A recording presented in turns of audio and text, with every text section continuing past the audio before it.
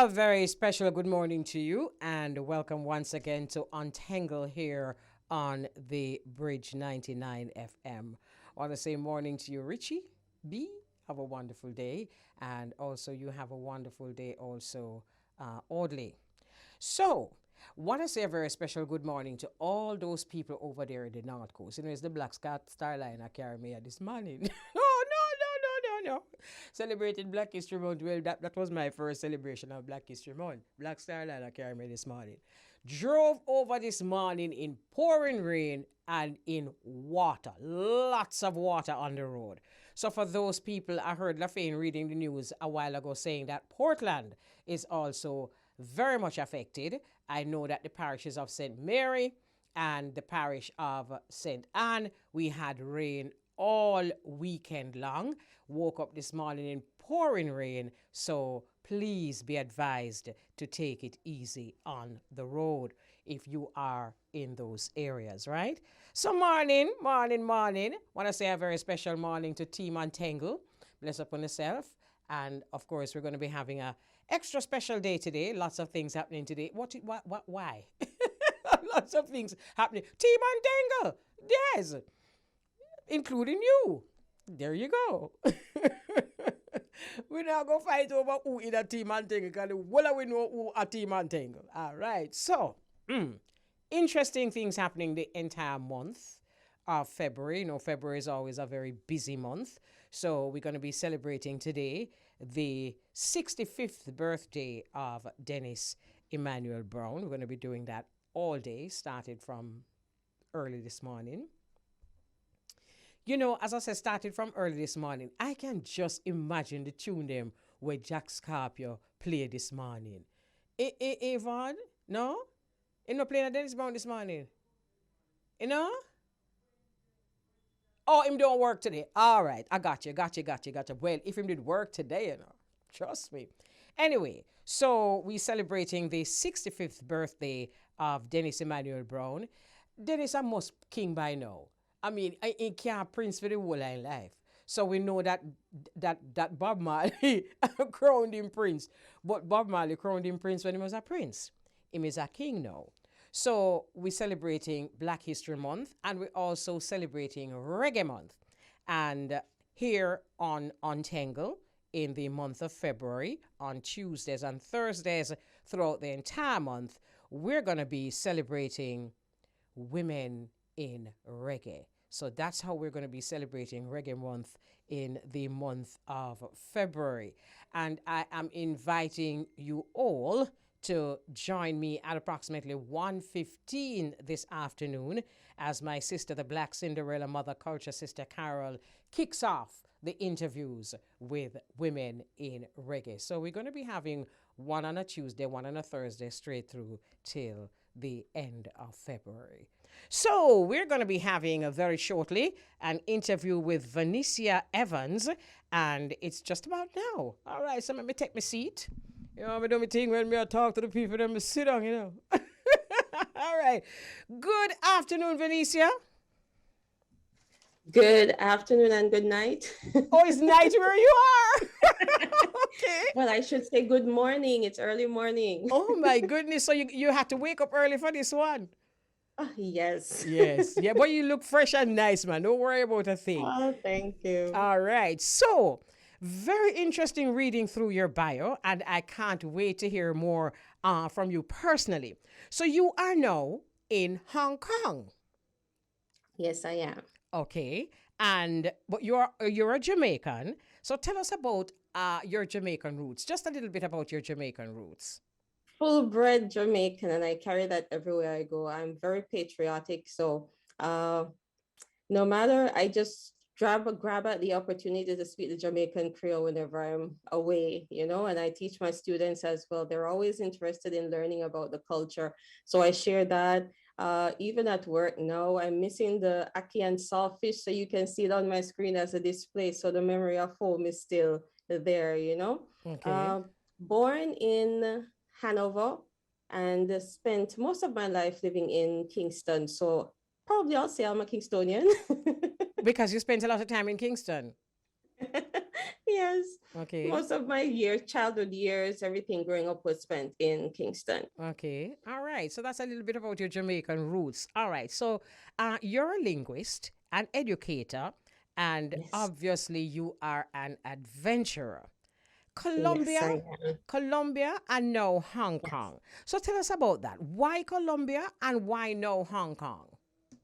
All right, Colombia for me, I enjoy traveling. I love culture. I love languages, and being exposed to Spanish since high school. I wanted to be immersed in the culture to learn more about the people and the language itself. So I went over to Colombia where I taught for 2.5 years. I absolutely loved and adored the country, after 2.5 years, I kind of got, jittery. I was ready for something new, something else, a brand new experience. So I traveled back to Jamaica for 1 year. And then I was itching to travel again, itching to travel. So I then decided, okay, let's see where to.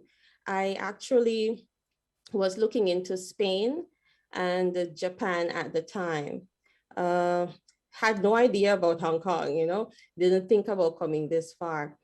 But whenever it is that I'm going to be traveling to different countries, I tend to do intensive research to figure out how the way of life of the people, what to expect. And most importantly, I check for safety and racism, so I then went in search of someone who would probably have lived in one of these countries before where I could ask them information regarding my concerns. So I went on Facebook, tried to see if I can find another Black female like myself to ask questions. I ended up finding one who attended NCU and was also an Adventist like myself. So then I sent her a message and immediately she responded, and I asked her if I could ask her a few questions in relation to Spain. And she said, sure. That she asked for my contact. I gave her my contact, and then she called to me, and then we started talking. But the thing is, she asked me a question. She was like, what is it that you actually want to do? Where are you now in life? Is it that you want to explore or enjoy cultures, or is it that you want to gain financial independence, and start investing and saving, those sort of things? So I was like, I've already spent most of my life doing the whole traveling and enjoying cultures, etc. It's now time for some financial stability, to set myself steady going somewhere. Thank you for the name correction. I just saw the adjustment just now to my name. Um, so thereafter, she gave me information, and then she told me about Hong Kong. I applied the same night, and then I did an interview the following week. And then I just transitioned over to Hong Kong. So came over not knowing the person I was talking to. So it was a complete stranger, but she was very helpful, a very thoughtful Jamaican as well, So she was very resourceful and very helpful in giving information and sharing. She wasn't selfish with um, giving the pros and the cons of everything, She basically gave me she held my hand through the process. So I really appreciated that. So I've been in Hong Kong for now 4.5, 4 years, four Okay, let me years. cut you a And bit. I counting. understand you wanting to travel to Colombia. I also Mhm. understand you wanting to go to Spain because you speak the language. Yes. But I mean, isn't there a serious language barrier in Hong Kong? Well, I think I wouldn't say a serious language barrier because most of the places are you'll see the signs where there's both English and there's Mandarin that is written as well. Locally, you'll hear the locals speaking Cantonese, and a majority of them will also speak Mandarin. But you do have a great majority of the people speaking English. So it's easy to navigate and to go through without even learning the language if you're not that pressed to Okay, get it done. okay. So even just the other day, I was in the MTR. I was waiting on someone, so I stood and I was just looking around as to which exit I should go through. And an elderly man passed, and he was like, "Excuse me, how may I help you? Do you need some help?" And I was like, "Oh, oh, thank you, but no, I'm fine, you know? So, I Okay. mean, it's really cool. All right. On second thoughts, as you mentioned Mandarin, if you plan to come back to Jamaica, there are so many Chinese here, that it will kind of suit your face study that language there. So, I because, mean, I have the software and stuff and I've started, but because I've branched off into studying, doing my master's now, I've kind of put that on pause a little. So I'll be getting back to it. all I'll be getting right. back to learning Mandarin. Okay, so Jamaicans are all over the place, right? In just about every corner of this round world. Yes. So, Everywhere. everywhere. But it comes with challenges. I know you're an adventurer. I know you love to travel, and I know you love to explore other cultures. But Mm-hmm. I heard you mention it earlier on. And I heard you talk about Spain. I don't know what your friend told you about Spain, but I know that my experience tells me that sometimes you come across a lot of racism. Do Yes. you come across racism in Hong Kong? Yes, I do. But it's twofold. It's more on the subtle side. It's like giving preferential treatment to persons of different hue, you know. I think it comes from a lot of them being very closed in terms of traveling. A lot of them haven't really gone past Australia or USA or America. So they're just used to persons from these countries. So coming in now, it's rather interesting that the other day there was a school who contacted my friend and I to come in and do a sensitization session on Jamaican Creole, you know. So we went in, I did the Bob Marley song and everything, taught them how to sing the song. We gave them information about Jamaica, the language, the culture, the people, everything, you know. So it's really good to see that even though we're so small, the culture is so rich that a lot of people really want to hear um, about our culture and to learn more about us, you know. And then with my hair too, my hair is an attraction here. Sometimes I'm very exotic to them, so they'll pass or they'll stop and they'll stare. Mainly like the mainlanders will Was that stare. Sister Uh, Locks? yes. So mainly like the mainlanders will stare. The first year they would just be touching my hair without even asking questions, you know. I'm pretty I didn't really like that, but you know, Yeah, you get used to it after a while. You know, they're just exploring. They just see you as something someone exotic. new. They're not Yes, used to you being yes, here, you know, so it's just right. out of curiosity. Yes. While teaching, there was a student who used the term the N-word Mm-hmm, in the classroom. mm-hmm, He used it as a joke or something, I don't know.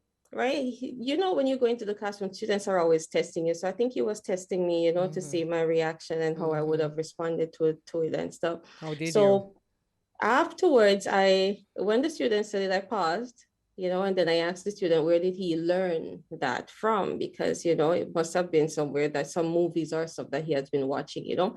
Um, so the student pretended as if they didn't understand what I was saying. So then all right, after class, I went to the vice principal. His English isn't very good, but you know, he was just such a sweet old man. He called another teacher who would have been able to translate. So that teacher translated what I was saying. And I was explaining to them that it's important that whenever they're having visitors coming to the country to teach or to be among their students, it's important for them to sensitize students about persons of different hues or from different cultures, you know, before just having us being thrown in, because then it was difficult for me too, because there were so many different emotions coming up, you know, with that term.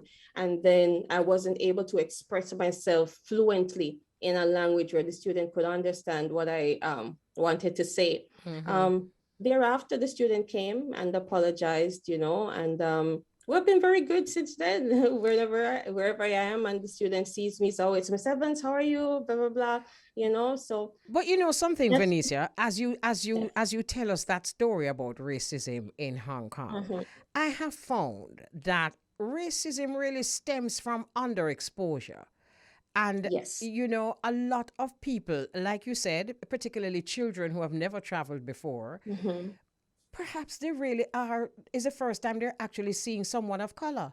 And then your It is. hair, we are the only race that have this kind of hair. So a lot Yeah. of them want to actually touch, touch it to see if it cut, Yes. to see if it cut them. Yes. But when them say don't cut them, then them realize say, it's just hair, is wool. And I Yes. see it as an opportunity because this is how I usually look at it. Because every time I travel Mm-hmm. around the world and I realize that there are some people who are just totally underexposed, I take it as an opportunity to educate. Do you, I as do an that. educator yourself, do you include it at all? Yes, I do. Yes, I do. First, I was teaching over in the secondary section of the school. So those students would have been more, it was easier for me to translate or to speak to those students on a more adult level per se. Uh, Now I'm in primary. So with the student, there was a student in the classroom and the student said, monkey. I laughed. I laughed at first, and then I asked the student, where did he learn that word? And then I explained to him that it's not something that is polite or that you would say to any individual at all, and Right. the student understood and apologized. So as young as they are, they do know, but it stems from what they hear at home, what they see, and you'll find that even on the trains, sometimes you'll have people probably move to the side. I don't mind. I get more space. It's neither But here or there for you me. know I what get I more find space. interesting? You I know? find it interesting that them don't know English, but them know if call you monkey. Them don't know English, but them Listen, know if call you nigger. And they pretend. They pretend. You'll find that a lot of them pretend as if they don't know how to speak English, but it's for their convenience. It's you, for you, their you convenience. know, you say the monkey thing though, no disrespect to the monkey, But me that find no, no, we know the monkey business, but watch this now. You have all different kind of monkey, All different kind of Listen, monkey. And you see, me explore monkey, and I know all of them favor some of them listen. favor tiny, and some of them look white too. So I would get about 4 pictures of some different looking monkey and make them realize, say, don't let me go any Mhm. further with the monkey thing. You understand me? Because Yes. I have seen some monkey that don't favor we but favor some next people. Put it that way. Put it I'm that very way. much aware, and that's a cute suggestion. That's a very cute suggestion. So I can implement it when I'm teaching them about animals.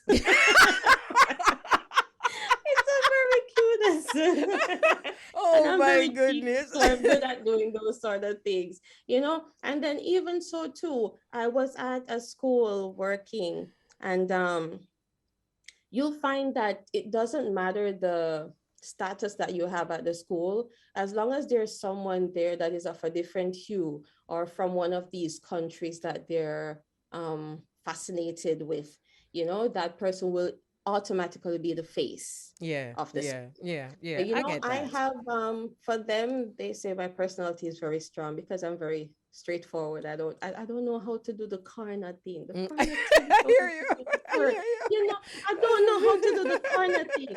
I express myself fully and I let them know that. But there are a set of people where they hide face. Yeah. So if it is that they have anything to say, they're not going to come to you directly to say. They do the but for me, I'm from a culture where if I'm upset about something, I'm going to tell you I'm upset and you're going to know what I'm upset about, Yes. and But then I'm going to move on from it. just talking to you just for the last 10 minutes or so, it seems like you're a very outspoken and also a very pleasant person. And it is a wonderful thing to leave in the minds of, especially children. The adults, we can't help them there. But the children, particularly, it's a good thing to leave in their mind a picture of a happy, well adjusted, confident black woman. Yes, my students are always like, Miss Evans, you're always so cheerful. Why are you so cheerful? And I'm like, I don't know. Because I yeah, enjoy they need laughing, to and meet that. having They need to fun. meet that. Okay, let's move on a bit. All right. So Mhm. I know that you're getting ready to do your masters. Is that right? I'm currently doing it. Or you're currently doing it, and Yes. I know that you have had quite a few not just challenges, but also opportunities. So, my question to you would be, what is your definition of success? Success for me is achieving the goals that I've penned for myself, you know. I've achieved a lot, but I still have a lot more things that I would like to accomplish since being here. The major one that I'm really proud of is being financially independent. I don't owe Wonderful. student loan anything. Wonderful. So I'm Wonderful. happy about that. You know, I'm really, Yes. really happy to get that Yes. out of the way. It's like a burden Absolutely. lifted. So then thereafter, you know, God has been so good because during that time, paying off student loan, I was able to change my apartment. And believe me, Hong Kong is listed as one of the most expensive countries in the world. Is It's that super right? expensive, you know? So getting my apartment at the same time. Last year I did studies as well. So I completed studies last year also. And now I'm currently doing my master's, you know, Okay. so I keep it moving. All right. I just got a little hint a while ago from my producer who said to me that you now own your house. And let me tell you why I'm bringing this up. No, you look shocked. But let me tell you why I'm bringing this out. Let me just say why I'm bringing it out. I'm bringing it out because we are from a culture, you see, that tells us that we must not, or we must hold down our successes. We must smile up ourselves because, for whatever reason. And we really do need to stop that. We need to stop it. We need to big up ourselves and encourage others that it can be done. So I know you're young. I want to say congratulations on owning your own house. That's something good. We must big it up. Yes, yes, yes. Don't shy. Don't shy. Don't smile it up. I'm not always not one to always speak and to say about my achievements, etc. I'm just coming forward now to let the world know that I've been doing studies or accomplished anything. Per se, Right. I usually just keep it to I felt close friends or family, I understand that, and it's a good thing to be humble. But you see, with all the teachings of how the rich man can't enter the kingdom and the eye of the Yeah, needle and all of them yeah, things, there is as though we have been unconsciously or subconsciously taught to not be yes, necessarily proud of. yes, And yes. a great emperor told us that material and spiritual go hand in hand. My last Mm-hmm. question to you would be, what would Sure. be if we're celebrating Black History Month, what would your message be to those of your race and those who are of other races? All right, so those of my race, we are inferior to none. I walk around this country as if I am a citizen of the country. I am Right. legal here, you know. I walk into stores, I talk, I do everything. But apart from that, there is very good customer service here. I cannot complain, and I've met a very, very beautiful and wonderful locals who are very who assist from time to time, so I really appreciate that, and I can commend them on that.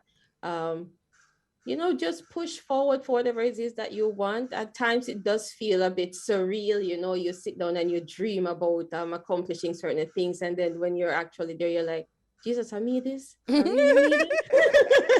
It's like you can't believe, but then I try to remain humble amidst the blessings. So I would chant, whatever it is that your mind can conceive, you can achieve as long as you work towards it and you push forward.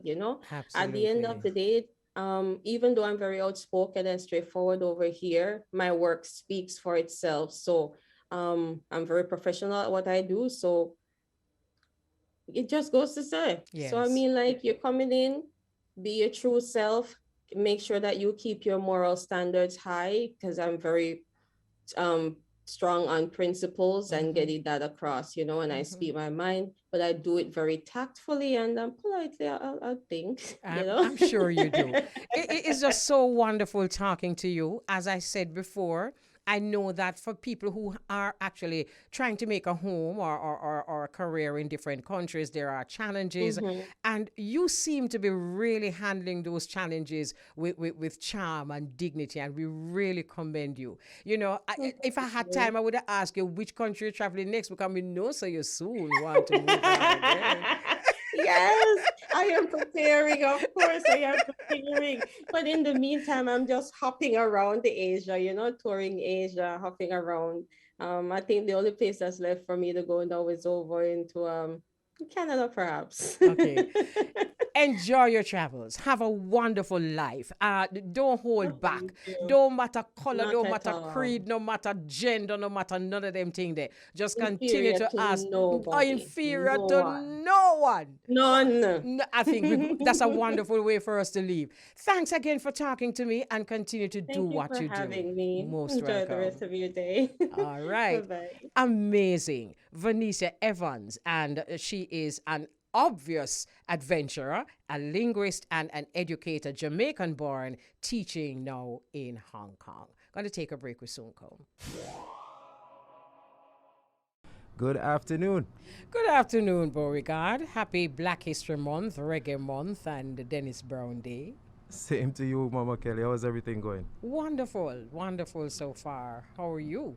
I'm fine. I'm coming off of this weekend of a whole heap of snow. We had about 2 feet of snow here in the city, and a lot of people are still, trying to dig themselves out, dig the cars out of all the snow that's on the road. When the plow truck pass through, them blocking a lot of people cars along with the snow that already falls. So, a lot of people are still trying to dig themselves out, but we're getting back to some normalcy. The snow is starting to melt a little bit, so that's a good thing.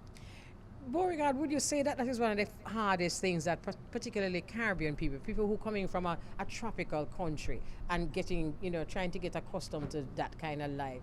I mean, I for one, if me see my car in a snow, I don't kiss my teeth and left it in the snow there, because I say, no sir, me can't bother. Do you And find, that is, eh? go ahead. No, you go ahead. And that is how a lot of people feel. Some people just leave the cars there. Sometimes you see there for weeks, on top of weeks, and people just waiting for the snow to melt. You don't know the situation. Maybe it's a person that cannot dig the snow up by themselves or things of that nature. But I feel like the only people who would be happy to see the snow right now is our Jamaican bobsled team. Oh my goodness. Well, yes, there, and they could go and practice same Yeah, time. man. Yes. Well, thank God for Florida. Yeah, man, true indeed. But I hear that the weather down there is almost, very chilly as well. Yeah, so I'll go on and drop out a tree and them thing there. All over. He go on and drop out a tree. How far in that go on? May I tell you? Oh, yes. In Florida. Yeah, Florida. Okay. Yeah, they're saying it's very cold down there right now too. Well, you know that I live on the North Coast, right? Yes. So this morning when I was coming to work, it was it sounded like the water version of your snow, because I at once as like all my fingers are crossed and I'm sending out messages to my friend. Them say, "Oh, to pray for me through this water, because I have to reach a work." Watch out, brother, then I'm both. We say you want an international competition for them there. Yeah. It look like him couldn't get into the sport. I'm peer of them something there, but you know how we do our thing and watch him. You know we do our thing already, but trust me, a whole heap of water. And sometimes we have like a dry weather country, something there, and the road them full of potholes. So enough of the pothole them whole heap of water in it this morning. But Yes. I want to commend the motorists, because it could have been so much worse. But the motorists were very decent this morning, allowed Right. traffic to pass. There was no police on the road. It was actually the motorists who were navigating the traffic, yes, in a very decent way. So we just want to say enough respect to those motorists driving from St. Mary through to St. Anne and parts of St. Catherine and all the water. Everybody just waited until the vehicles passed and then they took their turn. It was a good thing. So that's good. That's good. I'm glad you're safe and sound and got to work in one piece. Yeah. Definitely. Of course, But I gotta go home. But I'm very happy also that the fact that it's Black History Month, and we just have to give thanks that we're here and saying good afternoon to all the Black kings and queens out there worldwide. And, just trying to normalize that, to remind everybody that we are indeed kings and queens, and to remind ourselves that it is important to know our history, the history of our ancestors and our forefathers, their struggles, their strength, their resilience, the blood, sweat, and tears, and the lives given and the lives taken. All of these things we have to teach our children and try to encourage them and let them know that, the narrative that's out there that, a lot of people have and a lot of people believe is that, our history actually begins at slavery.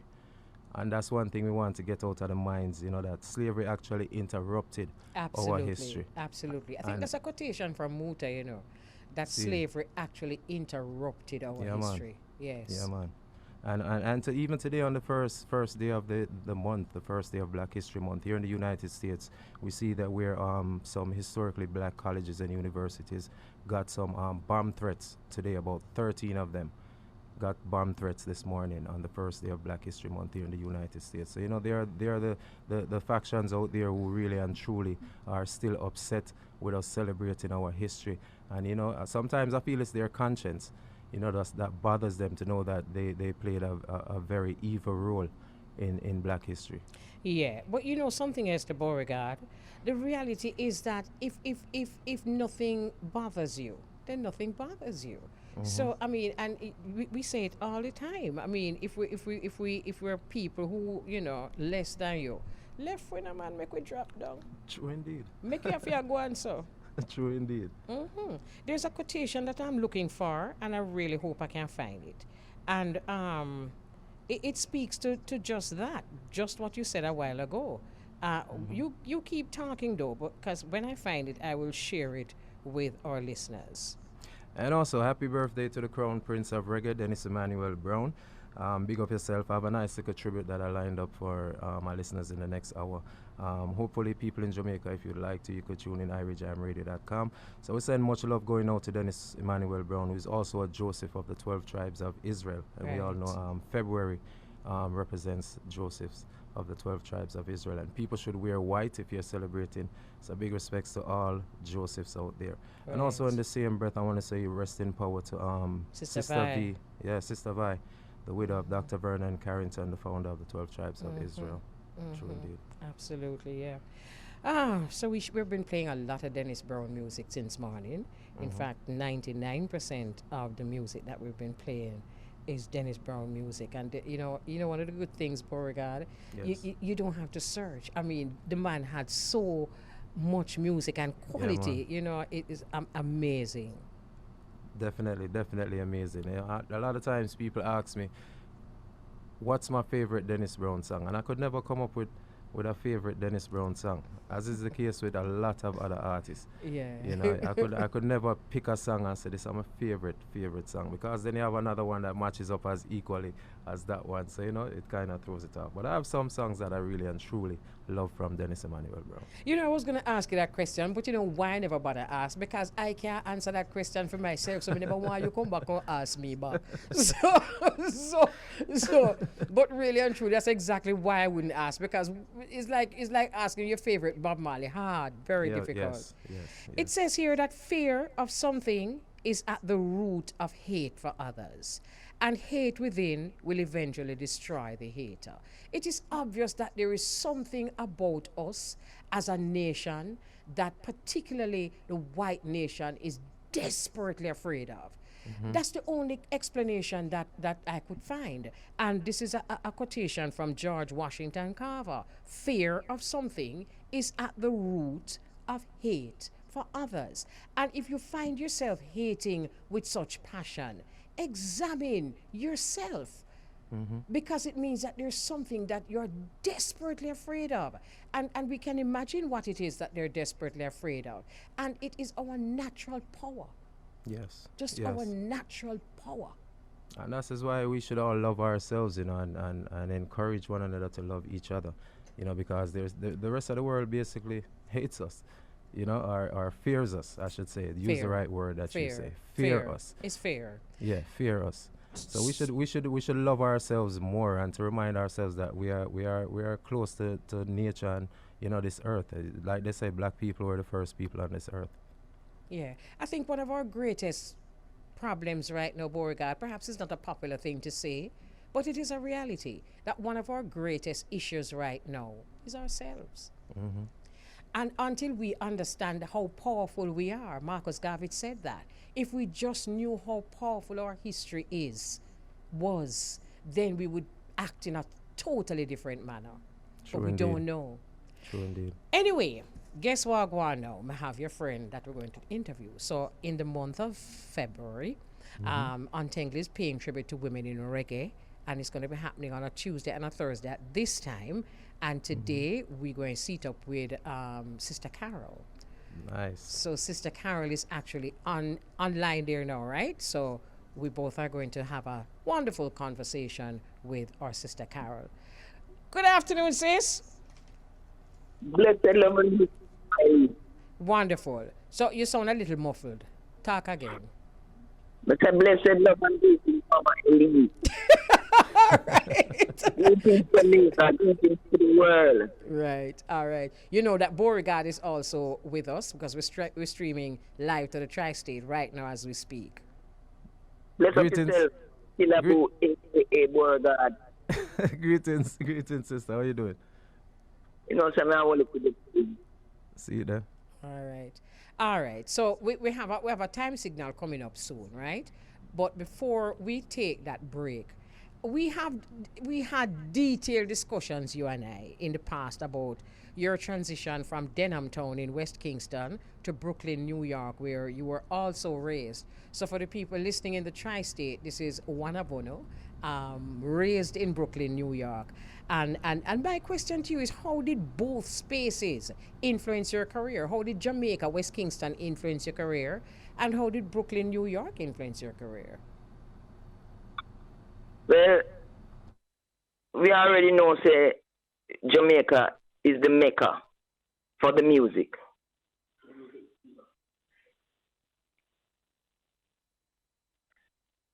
Hello? Yeah, Oh, you frightened Jamaica me. is the mecca for the music. Right. So I was born and raised here in Jamaica. So everything done downloading on memory. And I left Okay. here at the age of 14. So by the time I get to New York now, regular school and the world works like that. Interacting and moving and working from different nationalities has helped to expand my horizon. Even some of the songs that you hear over the years, they can really influence you. Sometimes you hear me and I talk like string, sometimes I talk like this one. So, Sister Elise, me give thanks to every step of the journey. I never question the journey. Right. The journey is, and we give thanks to it because every step of the journey is responsible for your next step. Yes, absolutely. All right. So we're going to take a break now, and then when we come forward, there's a barrage of question, right? Everything's there. All right, cool.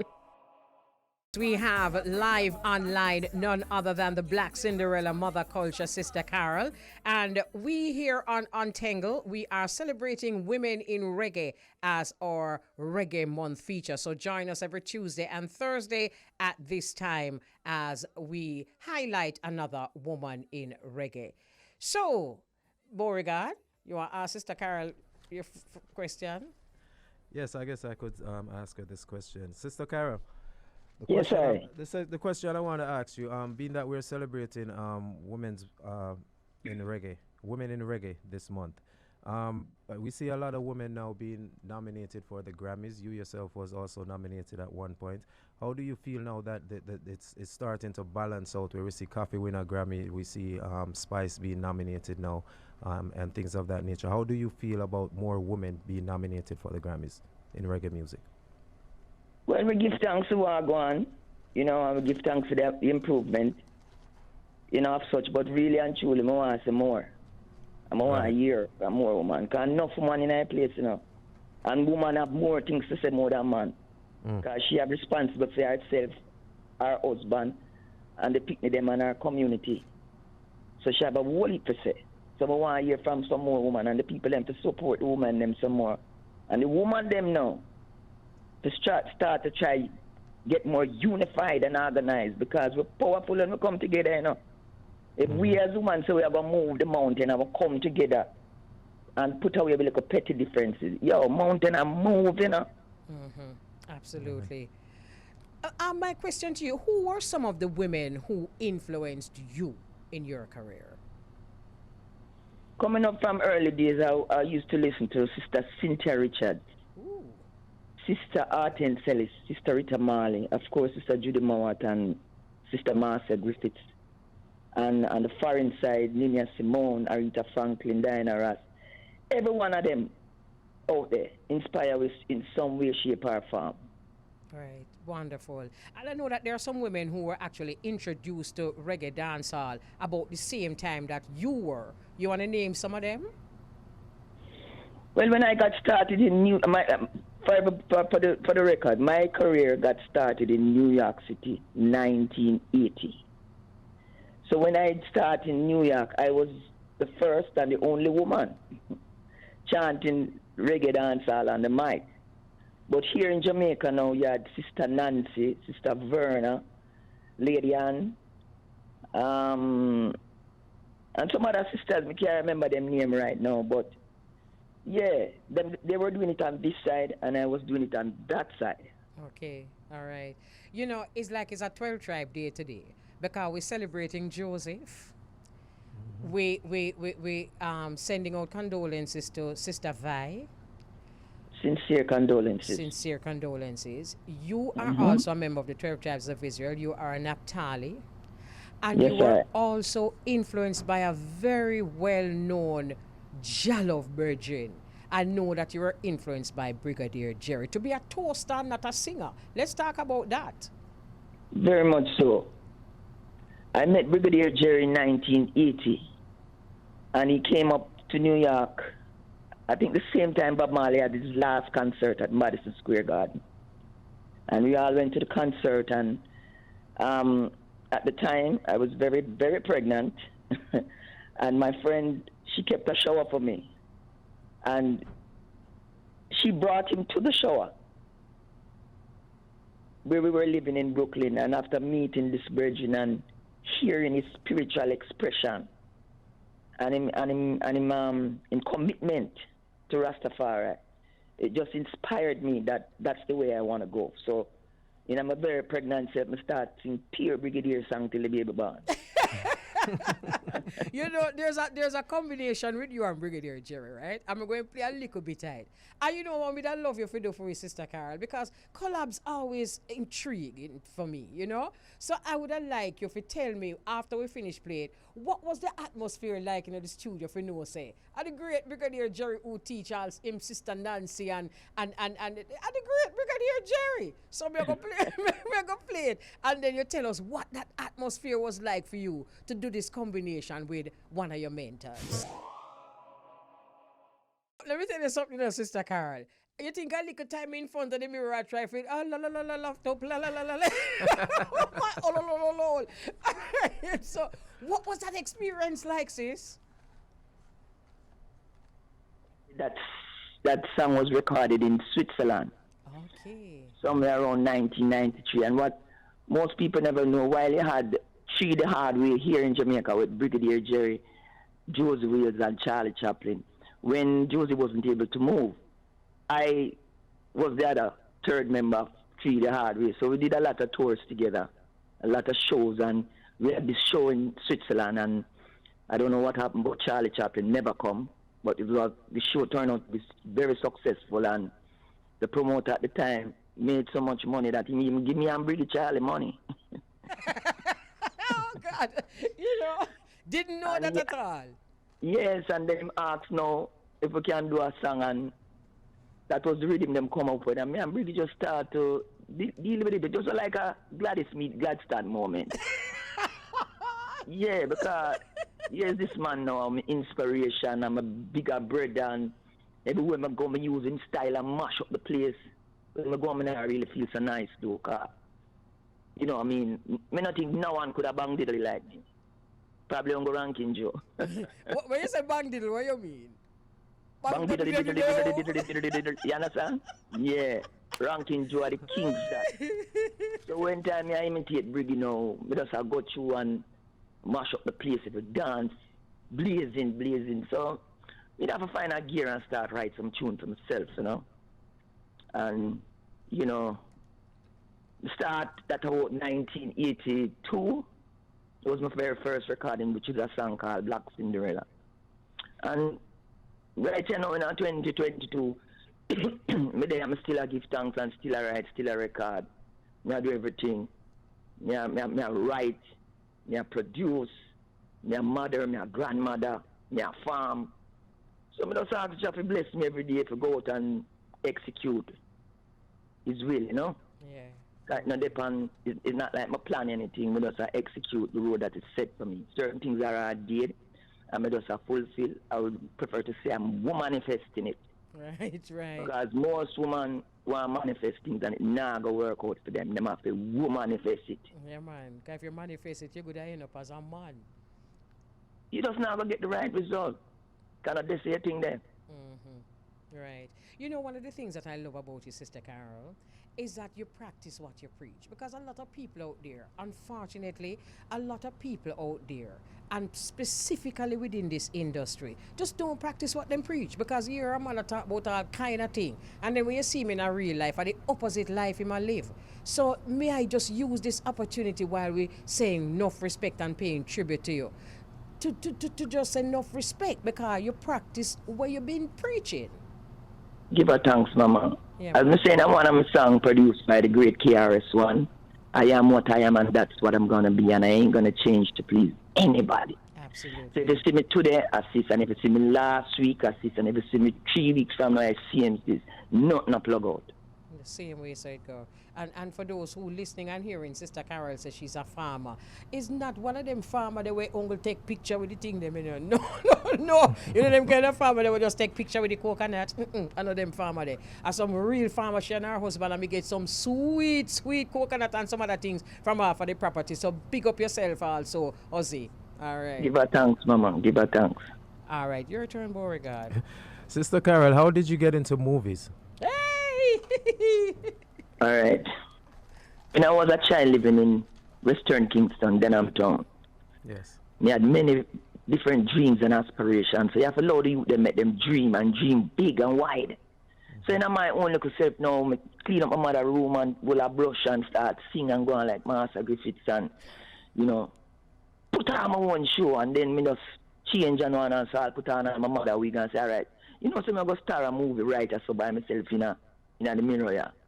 I mean, I imagine and I create my own little skit and I do my little thing. But I actually didn't know that later on in life, the most I would make it possible for me to grace, you know, the big stage. So now, I got carried through the long thing through time. But Sister Judy Mowat had a song called Silent River. Listening to the song one day, I say, God, I tell you something. You know, say I want to sing a tune with a woman when I grow big. Again, I don't know, say God, I listen.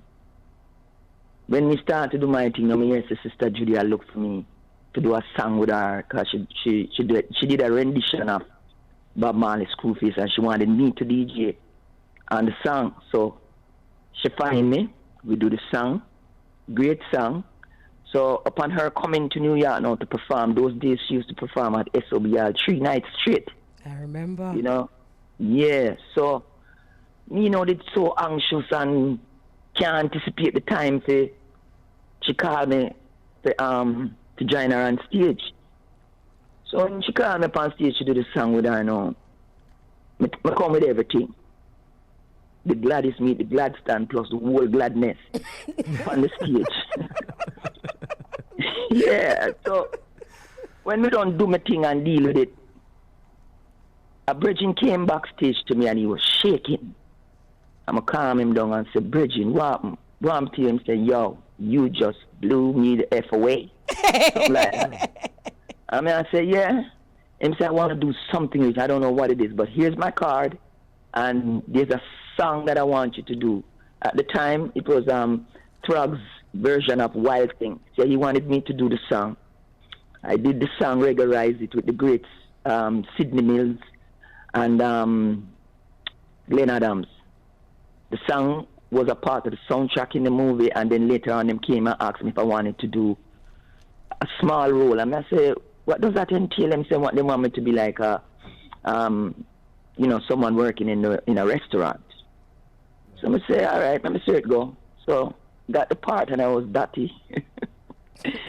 And the movie was called Something Wild, starring Jeff Daniels and Melanie Griffiths.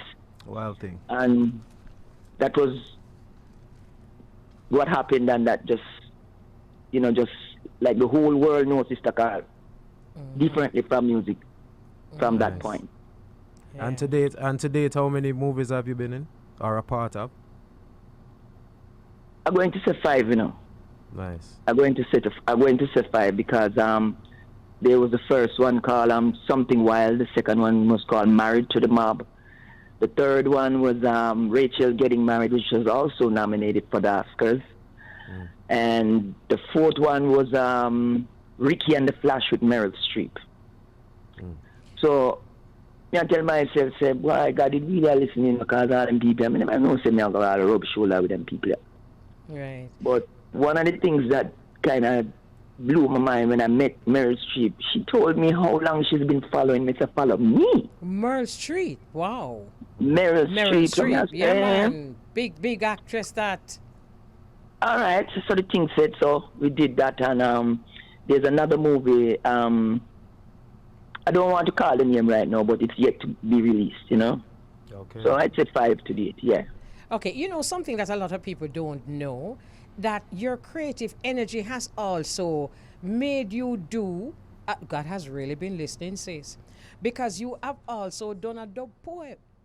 And when I first heard the poem, I was like, who is this Trinidadian woman? I think it was Shane Clark who gave it to me. And I'm saying, Shane, who is this Trinidadian woman? And him laugh and him say, your sister. And me say, ooh. And him say, Sister Carol, get it straight. Africans, get it straight. Yes, we gotta get it straight, but he's great. How that came about?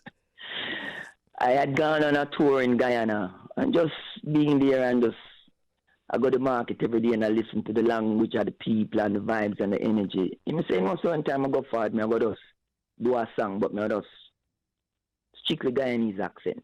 And there were songs before with the Trinidadian and the Haitian. And like I tell you, mingling and living amongst the people of different, nationalities has helped to mold me in the person I am today. Right, yes. And we're the space in Brooklyn, you have a lot of West Indian people, right? So I'm sure you have some accents down. Yeah, man, I have the thing locked, man. You see, when I was a princess, I lived in Brooklyn for 15 years. But when I became the queen, I moved to Queens. Yeah. You see the Sister Carol. Yeah, but being the royal empress, I am right now. I'm mostly Jamaican, but I still go to New York very, very often because of family. My children and my grandchildren is dear, and I hold them dear to my heart. So as them sneeze, I move towards them, Yeah. You've been constantly recording and always in the loop. And that's something, another thing that I love about you. So you're not one of these empress who you can put one side. You're there with all the grandchildren and all of that. You are in the loop. What's your most recent project as we speak? Well, as of last year, 2021, I celebrated 40 years in the business. Wow, congrats. So when the whole COVID thing came about, it made me realize that I've been toiling and working and pushing and pulling for 40 years, and I needed a break. Didn't know I needed a break until COVID come. So I'm still dip on my break and I try rebuild the self and more to family, more to everything else now. But what happened during that time, a pop artist by the name of Jason Mraz, he was doing an album, and the name of his album is called Look for the Good. He wanted to do a diplomatic ganja song, and they led him to me. So I was here in Jamaica, and they contacted me and said, this is the track, and this is what Jason wants. So I just bam, bam, bam, fix up the thing and send it forward and give them, and them say, boom. And like I tell you something, Sister Elise, it's the first time in my 40-something years career, I'm a part of a project that's been on the Billboard chart for 2 years straight right now. Woo! With Jason Mraz, and the song is called Time Out. Wow. Like I said, diplomatic ganja song, and them know says this is a ganja baby, so they make sure them find me. What do you mean? Look here, we're going to take a break, Sister Carla. When we come forward, probably Beauregard can ask a question, all right? So, all right, Mom. All right, cool. You know, one of the questions I'd like to ask, as a foundation queen, what is your opinion of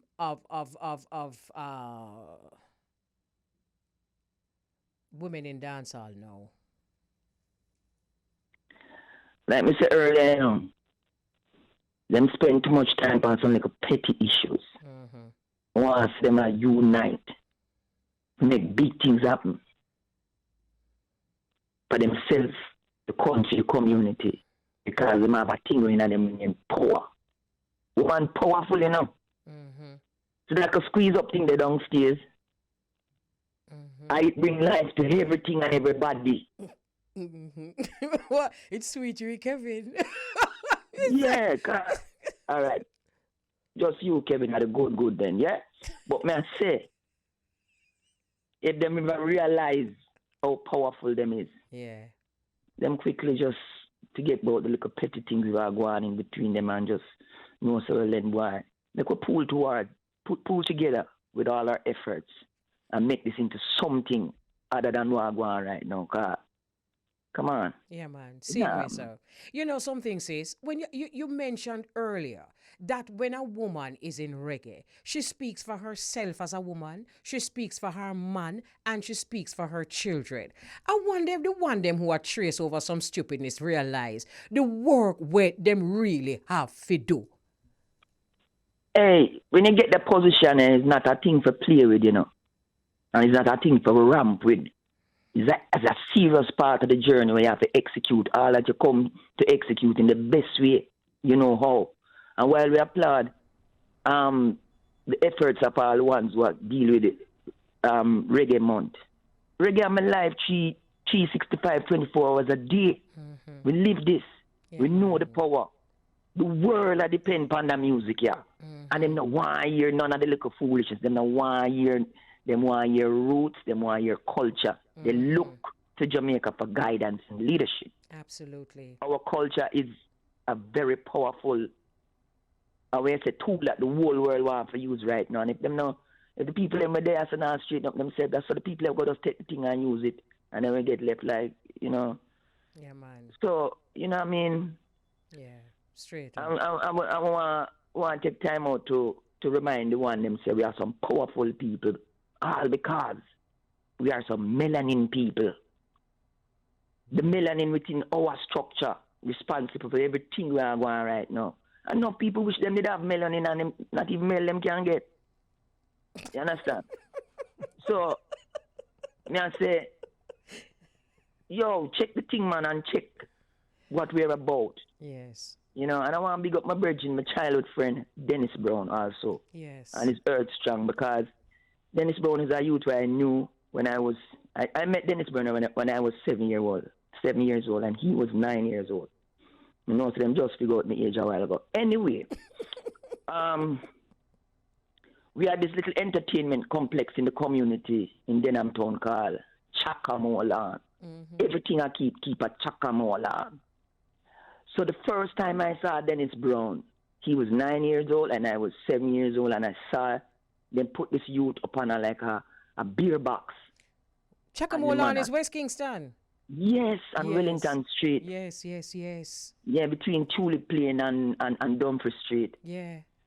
So it's this I first saw Dennis Brown, and let me tell you, the youth, handsome, well dressed, all in bow tie sharp like guillotine. I say, yes. Wow.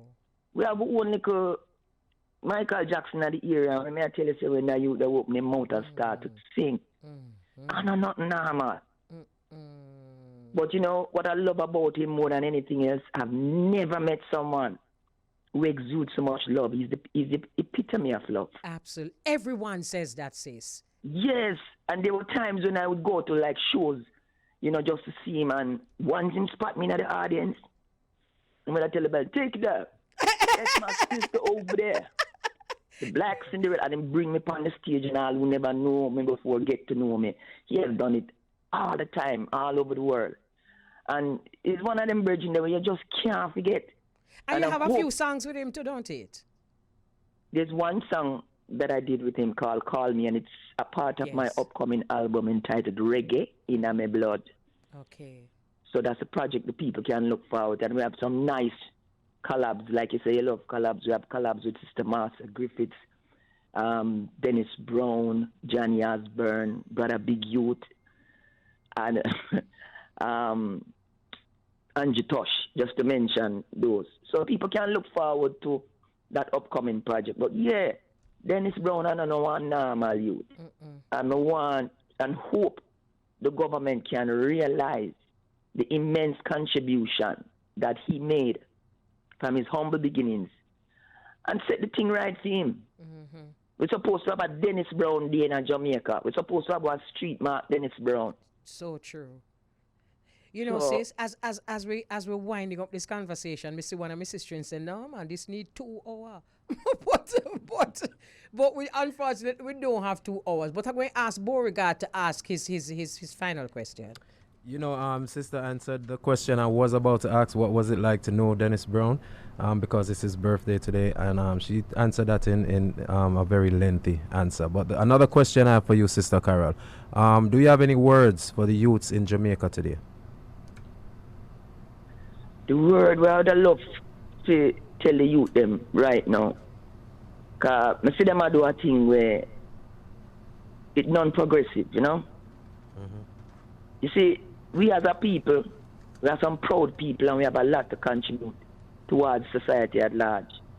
But you see, if some of the bigger heads could have give some of the youth them some serious attention and put them in the right places like workshops and training centers where they can learn something, then we don't really see so much youth that hang out. I dig out them and mingle and I drink something in a cup. That's not we. That's not who we are. We are a productive, resourceful set of people. And if we have people like, more people like I and I, if we help the youths them and gear them on the path, we know we can make a difference, not for themselves, but for everyone and them family. Then we are going to have a change, you know? Absolutely. Wonderful talking to you, sis. And before you go, we just want to say to the entire world some of the reasons why we have selected Sister Carol and asked her to kick off the tributes to the women in reggae. Congrats on your illustrious career. Congrats on maintaining your high standards in the dancehall. Congrats on sustaining your career in spite of the fierce competition. Congrats on practicing what you preach. And Untengle team and the Bridge 99 family just want to salute your mother country. We love you. Give her thanks to the entire team. The Bridge, all who no cross it, we love no see me. You know what I mean? And this opportunity for me to talk to the world today, you know, so it's not you set it and it's not me set it, I just set it. So I want them respect it, I love it. Same way, sir. You know what I mean? And we just give thanks to everyone and just want to bless up everyone. Again, I want to say sincere condolences to the matriarch of the 12th tribe of Israel, which is Sister Vi. And she played a very pivotal role in the whole Rasta movement as one of the first Rasta women to publicly come aboard and read a Bible out loud. So she's monumental, and we're going to miss her big time. I said my love and my condolences to the family, to the 12th tribe of Israel, and to all Rasta mansions at large. Because as some little barrier, some little thread that divide, you know. I just one Rasta love. Yes, so all of my brother and my sister, them, if we try the way we can't go wrong. See, love. Give thanks again, sis, and continue to be that strong, beautiful black queen. Give her thanks, my sister. Sister Give her Carol. thanks, word God. Bless up yourself, see you, King. Thank you very much, and bless up yourself also, Queen. And the last time we spoke, you know, we had a conversation and you gave me a very, very nice compliment, and I really and truly do appreciate that. Then tell me one now. Sometimes I just talk and just utter sound and one them have to tell me what I say, because you know, say, really it's not of me, and the most I talk through me. Yes. But sometimes I didn't remember what I say, kid. Well, this is what you said to me. You said listening to me on the radio is a breath of fresh air. Oh, nice. Beautiful. Yeah, you have the vibes there. And I can tell you something. You see, when woman love you, 3/4 of your work complete already. Oh, I mean, know that I want. You see the way you express yourself and the way you're informing the mass about what's going on all the time. I like that. I like it. Thank you. Somebody Yeah, around man. Beauregard need to just hold down him head. I can't do it because I'm kind of there far. But trust me, just hold it down for me now. Please, and thank you very much. You know, say, him a one of them youth that will help grow them to. I mean, me know him humility. Yeah. Him not come out of space. Him a stay in him lane. I love that about him. Beautiful. Thank you. Yeah. All right, sis. And bless Boy. yourself, you know, Mama Elise, because believe you me, you are such an inspiration for so many of us. You can't even fathom how wide it go. But trust me, you're doing an excellent job, and we applaud your works, and we applaud you for being here with us at this time, and I guide the things same way. Heart of love. All right? Yes. Hi, One this is perfect love. Them not go forgive me if me not heal up no community. Top Shop, Mango Valley, Fellowship Hall, Rumble, Fantibel, you name it. And the whole of Kingston, because I can't forget me Kingston people and me there, you know. And the world at large, same way. Bless upon yourself, one perfect love.